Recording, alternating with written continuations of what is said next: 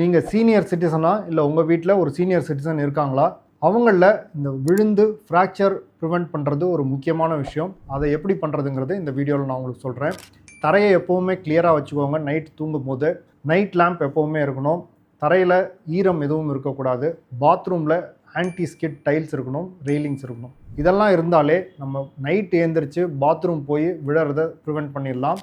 இதை தவிர ஐசைட் நல்லா வச்சுக்கணும். ஐசைட் ஏதாவது ப்ராப்ளம் இருந்துச்சுன்னா முதல்ல அதை சரி பண்ணிடணும். இதை தவிர இவங்களுக்கு பேலன்ஸை இம்ப்ரூவ் பண்ணுறதுக்கான சில எக்ஸசைஸ் இருக்குது. அதில் முக்கியமாக சாதாரணமாக பண்ணக்கூடியது டெய்லி வாக்கிங் பண்ணிங்கனாலே நல்ல பெனிஃபிட்.